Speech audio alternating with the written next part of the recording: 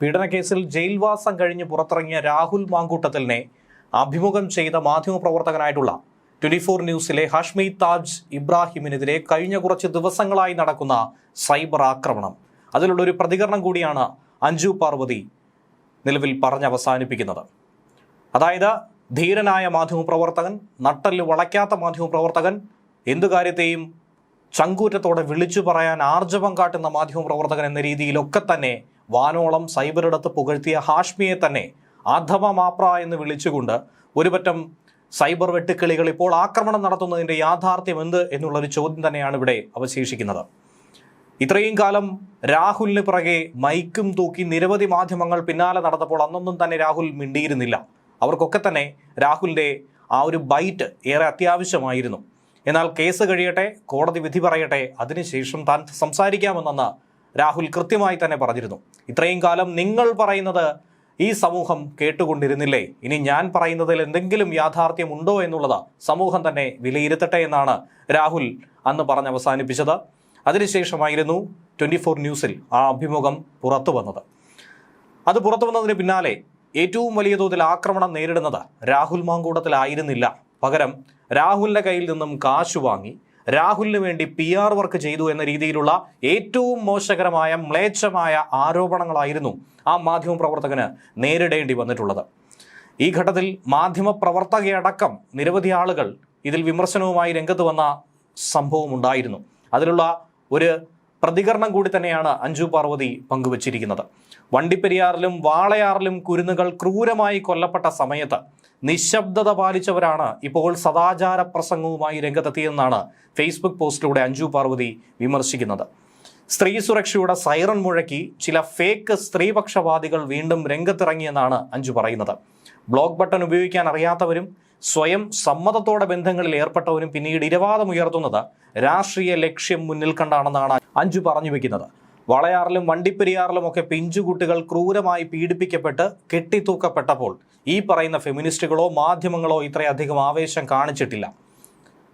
ഇത്തരത്തിലുള്ള ഗുരുതരമായ വിഷയങ്ങൾ തന്നെയാണ് അഞ്ജു ഉയർത്തുന്നത്. അഞ്ജു പാർവതിയുടെ ഫേസ്ബുക്ക് കുറിപ്പിന്റെ പൂർണ്ണ രൂപം ഇങ്ങനെയാണ്: ഇന്നലെ ആ ഇന്റർവ്യൂ വന്നത് മുതൽ ഹാഷ്മിയെ ജേർണലിസം പഠിപ്പിക്കാൻ, മാധ്യമധർമ്മം പഠിപ്പിക്കാൻ കച്ചകെട്ടി ഇറങ്ങിയ ഒരു കൂട്ടം സോക്കോൾഡ് സ്ത്രീപക്ഷവാദികളെയും കോപ്രാച്ചികളെയും കാണുമ്പോൾ അവറ്റകളുടെ ക്രോക്രോം കരച്ചിൽ കാണുന്നത് ചിലത് പറയാതെ വയ്യ. കുറച്ച് ദിവസമായി പ്രവർത്തനരഹിതമായിരുന്ന അതിജീവിതമാരെ വെച്ചുകൊണ്ടുള്ള ഇരവാദ എഞ്ചിൻ വീണ്ടും അതിശക്തമായിട്ട് പ്രവർത്തിച്ച് കുറേ ചാറ്റ് സ്ക്രീൻഷോട്ടുകൾ എടുത്തു വീശി സ്ത്രീ സുരക്ഷയുടെ സൈറൺ മുഴക്കുന്നു.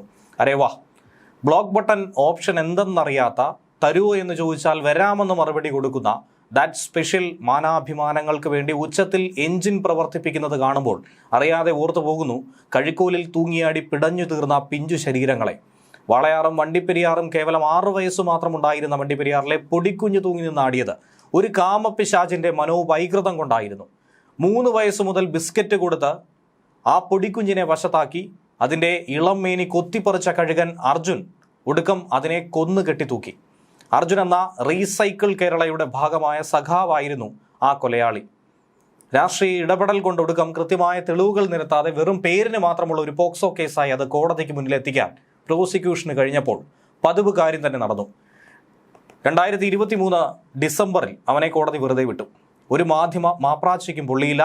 ആ കുഞ്ഞിന് കിട്ടാതെ പോയ നീതി വാങ്ങി നൽകണമെന്ന് ഒറ്റമുതുക്കി ഫേക്ക് ഫെമിനിസ്റ്റുകൾക്കും തോന്നിയതുമില്ല. കഥ അവിടെ തീർന്നില്ല. ആദ്യമായി ഒരു ബാലപീഡകനെ വിളിച്ചിരുത്തി ഇന്റർവ്യൂ എടുക്കാൻ, അവനെ വെളുപ്പിക്കാൻ തക്ക തൊലിക്കെട്ടി ഒരു ചാനലിനും ഒരു ജേർണലിസ്റ്റിനും ഉണ്ടായി. വെറും 6 വയസ്സുള്ള ഒരു കുഞ്ഞിനെ ഇല്ലാതാക്കിയ, എട്ടും പൊട്ടും തിരിയാത്ത 3 വയസ്സ് പ്രായമുള്ള കുഞ്ഞിനെ തുടർച്ചയായി പീഡിപ്പിച്ചു കൊണ്ടിരുന്ന ഒരുത്തൻ്റെ ഇന്റർവ്യൂ എടുക്കാൻ ഉളുപ്പ് തോന്നാത്ത ചാനലിനെ, ഇന്റർവ്യൂ ചെയ്ത ജേർണലിസ്റ്റിനെ വിമർശിക്കാൻ ഒറ്റ കോപ്രാച്ചികൾക്ക് നാവ് പൊന്തിയുമില്ല. അന്നേരം അണ്ണാക്കിൽ പിരിവിട്ടിയിരുന്ന സകലരും ഇപ്പോൾ ഹാഷ്മിക്കെതിരെ മാധ്യമധർമ്മം എടുത്ത് വീശി സദാചാരത്തിൻ്റെ സ്റ്റഡി ക്ലാസ് നടത്തുന്നു, കാർക്കിച്ചു തുപ്പുന്നു. രാഹുൽ മാങ്കൂട്ടത്തിൽ എന്ന രാഷ്ട്രീയ നേതാവിൻ്റെ കോഴിത്തരം എന്തായിരുന്നാലും മുകളിൽ കണ്ടതുപോലെ കോൾഡ് ബ്ലഡഡ് ബ്രൂട്ടാലിറ്റി അല്ല. അയാൾ ആരുടെ വീട്ടിലും കടന്നു ചെന്ന് റേപ്പ് ചെയ്തിട്ടില്ല, പൊടിക്കുട്ടികളെ വേട്ടയാടിയിട്ടില്ല, ഒരാളെയും കൊന്നിട്ടുമില്ല. ഒരു ജനപ്രതിനിധി ചെയ്യേണ്ട മര്യാദ, മാന്യത ഒന്നും അയാൾ കാണിച്ചില്ല എന്നത് നേര്. കിട്ടിയ പദവി, ജനപിന്തുണയൊക്കെ കാസനോവ കളിച്ച് ദുരുപയോഗം ചെയ്തു. 1ഉം 2ഉം കെട്ടി പിന്നെ 1/2 ഡസൻ ചിന്ന വീട് സെറ്റപ്പുള്ള കോഴീഷന്മാർ മന്ത്രിയായിട്ടും MLA ആയിട്ടും വിലസി നടക്കുന്ന നാട്ടിൽ തന്നെയാണടേ ഈ മാങ്കൂട്ടവും ഉള്ളത്. അവന്മാർ ചെയ്തതുപോലെയുള്ള ഞരമ്പിസം തന്നെ ഓനും ചെയ്തിട്ടുള്ളൂ. ഒരു ചൂണ്ടയിട്ട് നോക്കി അതിലാരെങ്കിലും കൊത്തിയാൽ കിട്ടി, അല്ലെങ്കിൽ ചട്ടി എന്ന രീതിയിലാണ് ചെയ്തത്. പെണ്ണ് തന്നെ വേണ്ട വിധം കൈകാര്യം ചെയ്യാൻ തീരുന്ന ടൈപ്പ് ഒരു ഞരമ്പിസം. അതിനയാൾ സ്വന്തം പ്രസ്ഥാനം, പദവി എന്നിവ കരുവാക്കി എന്നത് തെറ്റ്. 18 വയസ്സ് കഴിഞ്ഞ ആണിനും പെണ്ണിനും ഉഭയകക്ഷി സമ്മതത്തോടെ ബന്ധപ്പെടാൻ റൈറ്റ് ഉണ്ടെന്നിരിക്കെ അവിവാഹിതനായ അയാളും വിവാഹിതകളായ സ്ത്രീകളും തമ്മിൽ ഉണ്ടായിട്ടുള്ള ലൈംഗിക ബന്ധത്തെ അതൊക്കെ ബലാത്സംഗമാണെങ്കിലല്ലേ ഈ നാട് കടത്താൻ തക്ക ക്രൈം ആവത്തുള്ളൂ. പിന്നെ ഗർഭചിത്രം, അതുമായി ബന്ധപ്പെട്ട കാര്യങ്ങൾ അത് തീരുമാനിക്കാൻ കോടതി ഉണ്ടല്ലോ. നിയമം അതിൻ്റെ വഴിക്ക് നീങ്ങുമ്പോൾ കിട്ടേണ്ട ശിക്ഷ അയാൾക്ക് കിട്ടും. അത് ജീവിതയ്ക്ക് നീതിയിൽ ലഭിക്കും. ഇതൊരുത്തനെയും വെളുപ്പിക്കാനുള്ള പോസ്റ്റല്ല. അങ്ങനെയാണെന്ന് തോന്നിയാൽ അതെൻ്റെ പ്രശ്നവുമല്ല. തെറ്റ് ചെയ്തവൻ വെള്ളം കുടിക്കട്ടെ ലിറ്റർ കണക്കിന്. അത് കേവലം ഒരുത്തൻ മാത്രമല്ല, കുടിക്കുമ്പോൾ എല്ലാവരും അവളുമാരും കുടിക്കണം. കലോത്സവം റിപ്പോർട്ട് ചെയ്യാൻ പോയിട്ട് കൊച്ചു പിള്ളേരെ നോക്കി വെള്ളം ഇറക്കിയവനും ആ കൊതി കണ്ട് സ്റ്റുഡിയോ ഫ്ലോറിൽ നിന്ന് ആവേശം പകർന്നവനും ഒക്കെ തെമ്മാടികൾ തന്നെയാണ്. അവൻ്റെയൊക്കെ പേരും മാപ്രകളെന്ന് തന്നെയാണ്. പക്ഷേ അവനൊക്കെ ഇടത് PR വർക്ക് കൈയാളുന്നവർ ആയതുകൊണ്ട് പോക്സോ കുറ്റം ചെയ്താലും നോ പ്രശ്നം, പോക്സോ കേസ് പ്രതിയെ വിളിപ്പിച്ചാലും നോ പ്രശ്നം. ഇവറ്റകളുടെ വീക്ഷണ കോണകത്തിൽ കേരളത്തിലെ ഒരേ ഒരു ഭീകര പെർവേർട്ട് രാഹുൽ മാത്രമാണ്. മാധ്യമധർമ്മത്തെ നോക്കി കൊഞ്ഞനം കുത്തിയ അതിജീവിതകളുടെ കണ്ണീര് കാണാൻ കഴിയാത്ത ഒരേ ഒരു ദുഷ്ടമാപ്ര ഹാഷ്മി മാത്രമാണ് അത്രേ. സത്യത്തിൽ രാഹുൽ വിഷയത്തിൽ പലരും ആയുധമാക്കുന്നത് അയാളുടെ രാഷ്ട്രീയം തന്നെയാണ്. അയാളുടെ രാഷ്ട്രീയത്തോടുള്ള എതിർപ്പൊന്നുകൊണ്ട് മാത്രം കുറെ ഫേക്കിസ്റ്റ് സ്ത്രീപക്ഷവാദികൾ നിരുപാധിക പിന്തുണ കൊടുക്കുന്നവരാണ് അധികവും.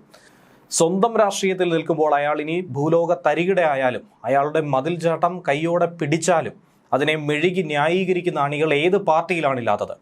ഒരു തൃശ്ശൂർ ബേസ്ഡ് മതിൽ ചാട്ടം കൈയോടെ പിടിച്ചിട്ട് അന്ന് അയാൾ സ്വന്തം പാർട്ടിയിലെ ജുഹ ആയിരുന്നപ്പോൾ മറച്ചു പിടിച്ച ശേഷം അയാൾ അപ്പുറം പോയപ്പോൾ വിളിച്ചു പറഞ്ഞ രാഷ്ട്രീയ അണികൾ ഈ സോഷ്യൽ മീഡിയയിൽ വരമ്പത്ത് നിന്നിപ്പോൾ സദാചാരം പറയുന്നു. ഇവിടെ പീഡനത്തിന്റെ അളവ് റിക്ടർ സ്കെയിൽ വെച്ച് അളന്ന നേതാക്കൾക്ക് ജയ് വിളിക്കുന്ന അണികൾ രാഹുലിനെ കല്ലെറിയുന്നു. സ്വന്തം ഉമ്മറത്ത് കിടക്കുന്ന അപ്പീൽ ചവിട്ടാതെ അപ്പുറത്തെ പറമ്പിൽ കിടക്കുന്ന കാക്കക്കാട്ടം കണ്ട അയ്യേ എന്ന് വിളിക്കുന്ന എല്ലാ ഫേക്ക് മാക്രികളോടും പുച്ഛം മാത്രം. ചരിത്ര പ്രസംഗം നടത്തുന്ന വാസവദത്തമാരോടും ദത്തന്മാരോടും ഉത്തരത്തിൽ തൂങ്ങിക്കിടന്ന് പിടഞ്ഞ് പിഞ്ചു കുഞ്ഞു ചോദിക്കുന്നുണ്ട്, എന്തുകൊണ്ട് നിങ്ങൾ എനിക്ക് നേരെ കണ്ണുകൾ കൊട്ടി അടയ്ക്കുന്നുവെന്ന്. അതിശക്തമായ വിമർശനം തന്നെയാണ് അഞ്ജു പാർവതി പ്രഭേഷ് ഉയർത്തിയിരിക്കുന്നത്. ഇതിനുള്ള ഉത്തരം നൽകണം എന്നുകൂടി കുറിക്കുന്നു.